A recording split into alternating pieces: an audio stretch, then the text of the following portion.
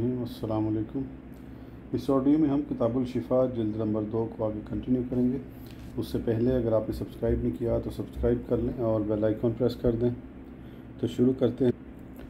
मेरी आंखें सोती और दिल जागता है, ये हुज़ूर अलैहिस्सलाम का इरशाद ग्रामी है। लेकिन अगर कोई शख्स इस कौल पर तारीज़ करके ये कहे कि वादी के मौके पर हुज़ूर अलैहिस्सलाम सोए हुए थे और नमाज कज़ा हो गई, अगर हुज़ूर अलैहिस्सलाम का कल्ब बेदार था तो कज़ा नमाज का जवाज़ किस तरह मुमकिन है। इस सिलसिले में उलमा कराम ने मुख्तलिफ़ अंदाज से जवाब दिए हैं। ये फरमाना अक्सर औकात के लिए है, बाज़ अक़वाल उससे मुस्तस्ना हैं कि बाज़ हालात में दूसरों से भी खिलाफ़ आदत बात सादिर हो जाती है, और उसकी दलील भी हुज़ूर अलैहिस्सलाम ही की हदीस से मिलती है, जिसमें हुज़ूर अलैहिस्सलाम ने फरमाया था, अल्लाह ताला ने हमारी रूहों को कब्ज़ फरमा लिया था। और जनाब बिलाल रज़ियल्लाहु तआला अन्हु का ये कौल कि इस मौके पर मुझ पर नींद तारी हुई जिसका मैं अंदाज़ा नहीं कर सकता, और ऐसी नींद मुझे कभी नहीं आई थी, और कैफियत उस वक़्त मुमकिन है जबकि मशीयत इज़्ज़ी किसी बारे में कोई मिसाल कायम करना चाहती हो।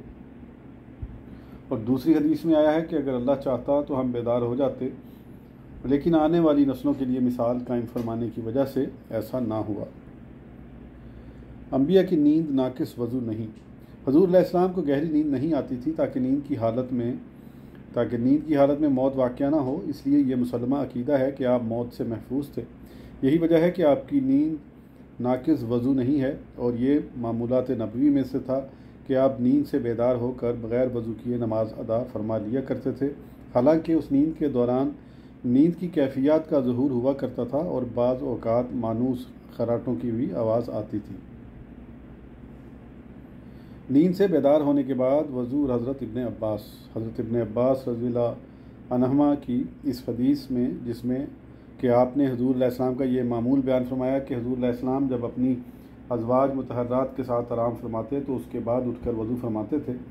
इस हदीस से ये इस्तदलाल के नींद अंबिया अलैहिस्सलाम के लिए नाकिस वज़ू है दुरुस्त नहीं, क्योंकि इसमें अज़वाज मुतहर्रात में किसी के साथ सोने या किसी और वजह से वज़ू की ज़रूरत पेश आने का इम्कान है। और इस हदीस से ये इस्तदलाल ना करने की एक वजह यह भी है कि हदीस के आखिरी हिस्से से ये भी ज़ाहिर है कि उसके और हुज़ूर अलैहिस्सलाम मसरूफ़ ख्वाब हुए और खराटों की आवाज़ आने लगी, लेकिन जब बेदार हुए तो बग़ैर वज़ू किए नमाज अदा फरमाई। हुज़ूर अलैहिस्सलाम के कल्ब की बेदारी की एक वाज़ेह दलील ये है कि दौरान ख्वाब आप पर वही इलाही का नज़ूल हुआ करता था, और दावी के मौके पर हुज़ूर अलैहिस्सलाम की नींद का सबब सूरज को ना देखना था, जिसका कैफियत कल्बी से कोई ताल्लुक़ नहीं है। इलावा अज़ीज़ हुज़ूर अलैहिस्सलाम का ये फरमाना कि अल्लाह ताला ने हमारी अरवाह को कब्ज़ फरमा लिया था, अगर उसकी मशीयत ना होती तो वो उस वक़्त यानी नमाज के वक्त उसको वापस फरमा देता। नींद का गलबा और बिलाल रज़ियल्लाहु अन्हु को जगाने का हुक्म। यहाँ अगर कोई साहिब ये एतराज़ करें कि अगर हुज़ूर अलैहिस्सलाम को नींद में इस्तग़राक़ ना होता, यानी गहरी नींद ना आई होती, तो आप जनाब बिलाल से ये क्यों फरमाते कि तुम हमारी नमाज फ़जर का ख्याल रखना।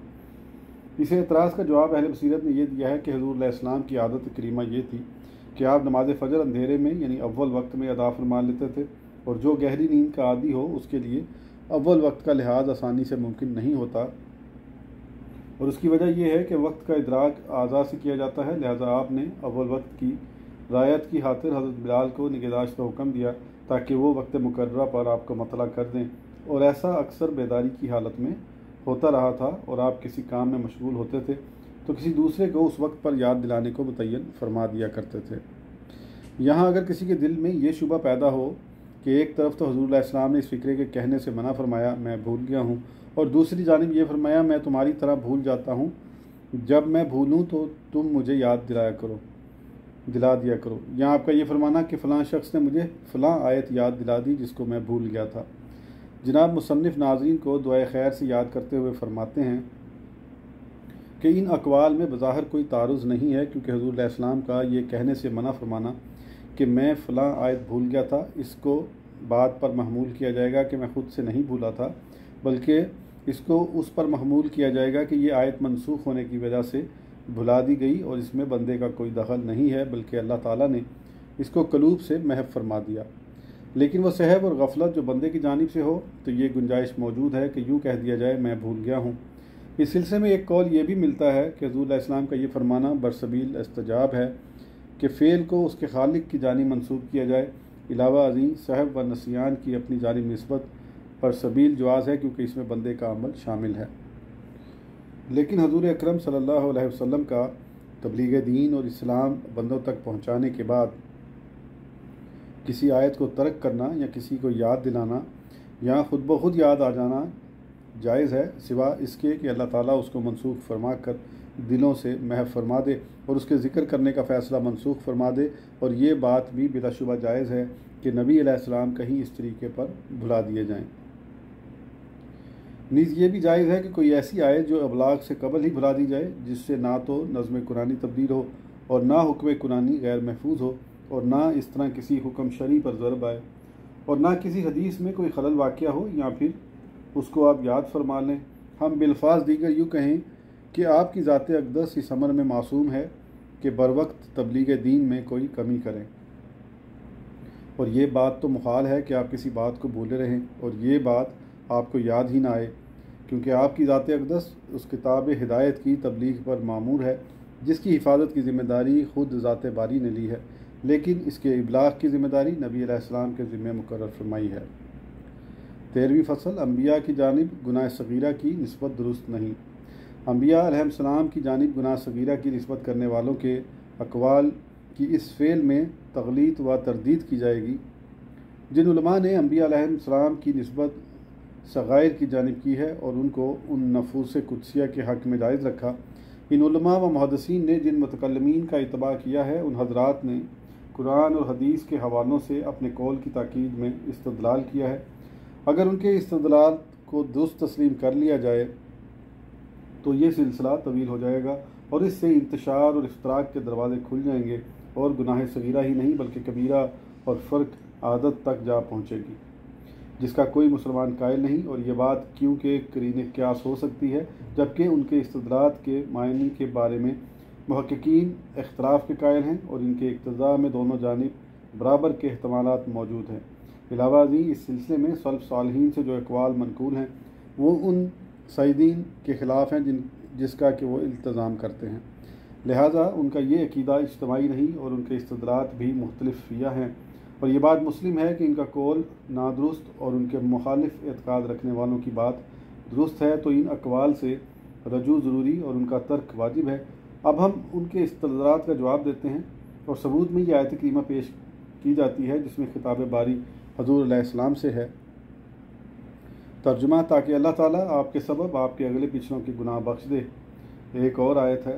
तर्जुमा, और ए महबूब अपने ख़ास व आम मुसलमानों मर्दों और औरतों के गुनाहों की माफ़ी तलब फरमाएँ और तुमसे तुम्हारी पीठ का बोझ उतारा जिसने आपकी पीठ तोड़ दी थी। अल्लाह ताला आपको माफ़ फरमाए, आपने क्यों उन्हें अज़न दिया। अगर अल्लाह एक बात पहले ना लिख चुका होता तो ए मुसलमानों, तुमने जो काफरों से बदले का माल ले लिया तुम पर बड़ा अजाब आता। तेवरी चढ़ाई और मुंह फेरा इस वजह से कि उसके पास वो नाबीना आया। इन आयात के अलावा दूसरी आयात जिनमें कि अम्बिया साबकीन के वाक़यात बयान किए गए हैं। तर्जुमा, और आदम अलैहिस्सलाम से अपने रब के हुक्म में लग़ज़िश वाक़या हुई, फिर जब उसने मर्ज़ी के मुताबिक बच्चा अता फरमाया तो उन्होंने उसकी अता में उसके साजी ठहराए। ऐ हमारे रब, हमने अपने नफ्सों पर जुल्म किया।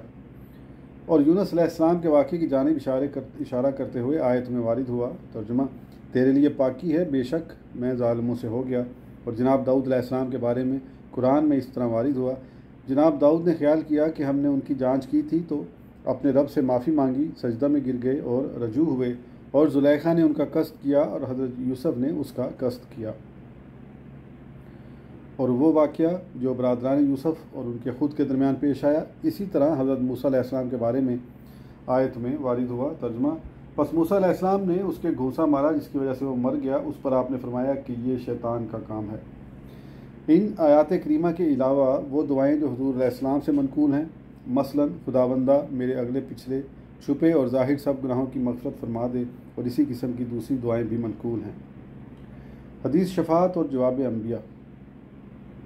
हदीस शफ़ाअत से ज़ाहिर होता है कि अम्बिया अलैहिस्सलाम रोज़ क़यामत अपने गुनाहों का ज़िक्र फरमाएंगे। यहाँ हुज़ूर अलैहिस्सलाम ने यह फरमाया कि बाज़ वक्त कल्ब की जो नागुफ्ता बहालत होती है उस वक्त में अपने रब से इस्तग़फ़ार करता हूँ, यहाँ कल्बी के सिलसिले में इस लफ्ज़ पर बहस की जा सकती है और हज़रत अबू हुरैरा रज़ियल्लाहु अन्हु की ये रिवायत जिसमें हुज़ूर अलैहिस्सलाम के कौल को नकल किया गया है कि मैं अल्लाह से मग़फ़िरत तलब करता हूँ और 70 मरतबा से ज़्यादा तौबा करता हूँ। यहाँ हज़रत नूह अलैहिस्सलाम का कौल जो कुरान करीम में इस तरह मनकूल हुआ, तर्जुमा, अगर तू मेरी बख्शिश ना फरमाए और मुझ पर रहम ना करे तो मैं टूटे वालों में हो जाऊँ। और इस सिलसिले में जनाब नूह अलैहिस्सलाम को जवाब बारी ताला इस तरह मिला था, तर्जुमा, तुम मुझसे ज़ालिमों के बारे में मुखातिब ना होना, बेशक वो डूबेंगे। और सैयदना इब्राहीम खलील अलैहिस्सलाम के बारे में आयत करीमा में इस तरह फरमाया गया, तर्जुमा, अल्लाह वो है जिससे मुझे इस अमर की उम्मीद है कि वो क़यामत के दिन मेरे गुनाह बख्श दे।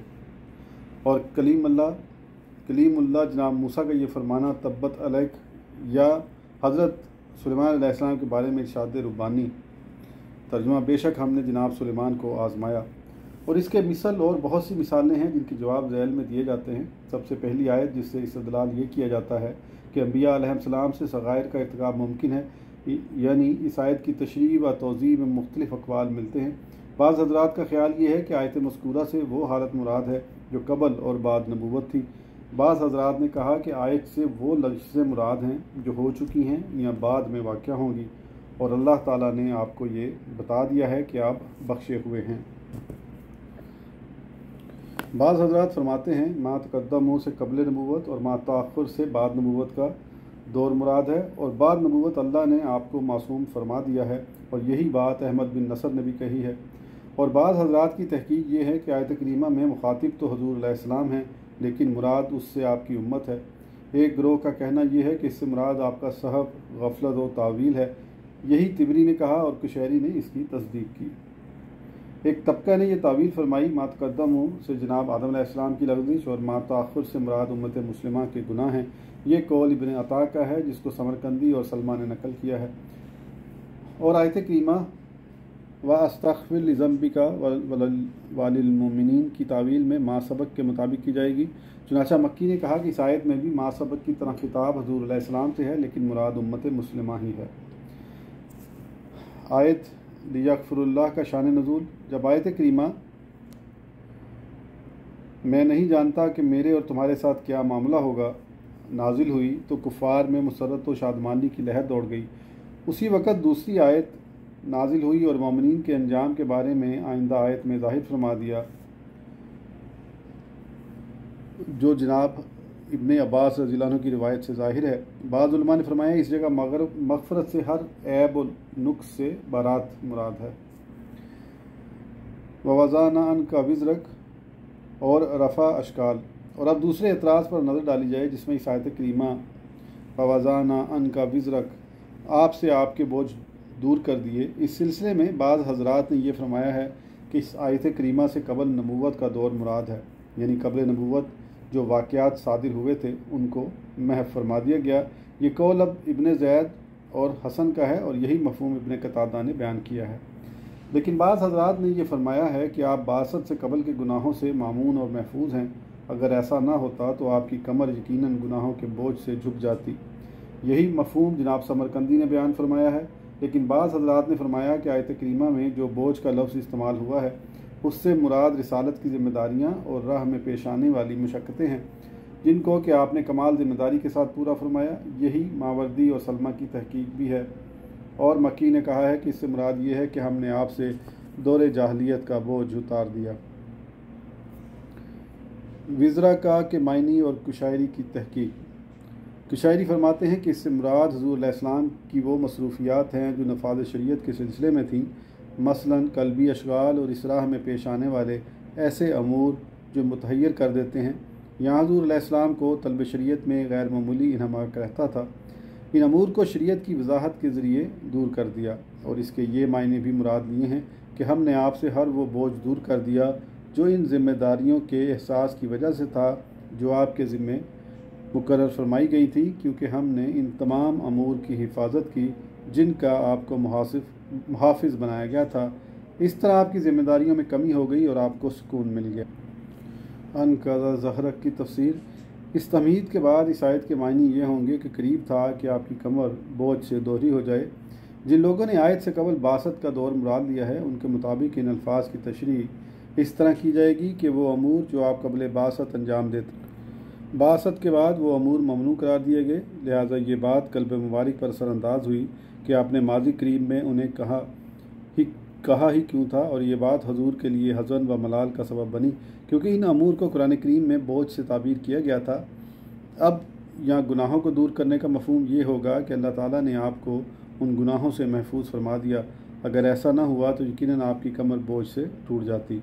कमर का टूटना एक मुहावरा है जब किसी पर नाकाबिले बर्दाश्त बोझ डाला जाता है और बोझ की वजह से कमज़ोरी हो जाती है। इस मौके पर कमर टूटना इस्तेमाल किया जाता है। मुतरजम वज़ा व ज़रा से मुराद रिसालत की ज़िम्मेदारियाँ या दौर जाहलियत के वो अमूर हैं जो आपको नागवार और बोझ महसूस होते थे और इनताफ़ तवज्जो का सबब बनते थे। लेकिन जब अल्लाह ताला ने ये तसल्ली दिलाई कि जो अमूर व अहकाम आपको मिलेंगे उनकी हिफाजत हमारी ज़िम्मेदारी है, नीज़ फरमान हज़ूर अलैहिस्सलाम की तसल्ली, ये फरमान हज़ूर अलैहिस्सलाम की तसल्ली और सुकून कल्ब का सबब बना।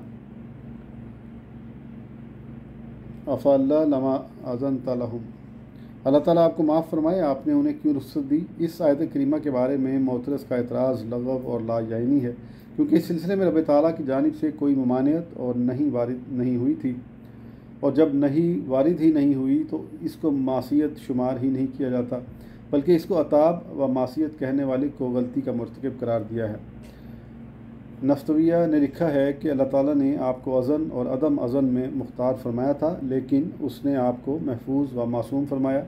और बाज़ अहले इल्म की तहकीक के मुताबिक इन अमूर में जिनके करने और ना करने के सिलसिले में वही नाजिल ना हुई और उनके करने या ना करने में इनको इख्तियार हासिल था कि जिस तरह चाहे करें। इन हालात में जबकि आपको करने और ना करने का इख्तियार था, फिर अताब का क्यों का सवाल पैदा होगा, और इस तहकीक की तायद इस आयत से पूरी हो रही है। इनमें से आप जिसको चाहें अज़न अता फरमाएँ, ये तर्जुमा था आयत का। इस इजाज़त के बाद जब सरवर दो आलम सल्लल्लाहु अलैहि वसल्लम ने उनको अज़न अता फरमाया, तब रब्बुल आलमीन ने हुज़ूर अलैहिस्सलाम को उन इसरार की तरफ मुतवज्जा फरमाया जिनकी जानिब आपने तवज्जो न फरमाई थी कि ए महबूब, आप उनके दिलों के भेद से वाकिफ़ नहीं। अगर आप उनको इजाज़त अता न फरमाते जब भी ये लोग बैठे रहते, और अब इसमें कोई मुज़ायका नहीं कि आपने उन्हें अज़न दे दिया। आज की ऑडियो के लिए इतना ही, फिर इंशाअल्लाह अगली ऑडियो में आगे कंटिन्यू करेंगे। उस वक्त तक के लिए इजाज़त दीजिए। सब्सक्राइब करना ना भूलें। अल्लाह हाफ़िज़।